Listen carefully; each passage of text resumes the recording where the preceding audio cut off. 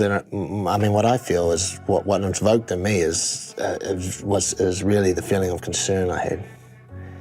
Because when you see a fighter drop like that and the head falls back on the canvas, that's concerning. And so,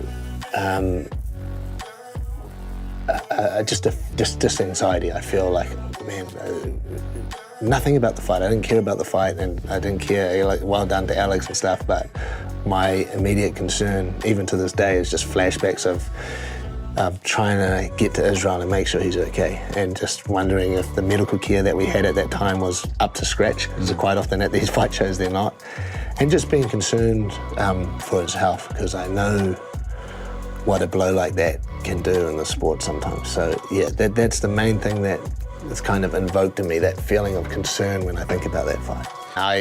Israel will recall that I kept them from fighting for a very, very, very long time.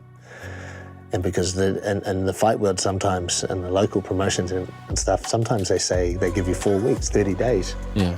Which is ridiculous after a knockout. No one should be fighting straight after 30 days of having a rest. It's just not long enough. I would have given him close to a year, almost a year.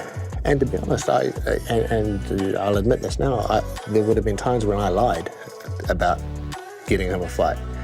He would have come back after it's been a long time, but 3 months, 6 months, he would have asked for a fight.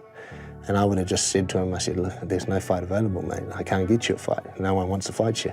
That would have been a board-faced lie, but my lies had good intentions. I wanted that man to rest, and I wanted him to didn't have any ill effects from that big knockout. And so I rested him for the good part of most of the year.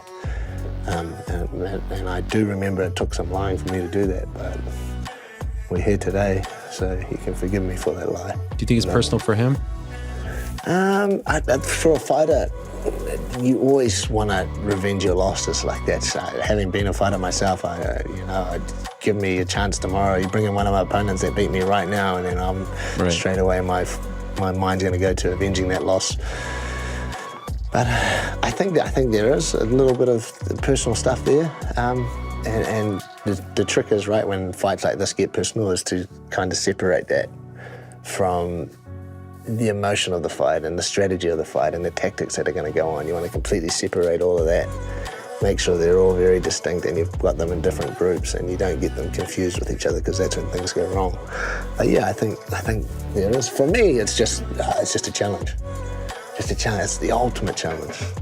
The ultimate challenge. You don't often fight a guy who can just take you out, who's capable of taking you out. That's a very rare gift that Alex has. Not every fighter that you come across has that gift. It's very rare. And to fight someone like that is the ultimate challenge, because you have to be on for 25 minutes.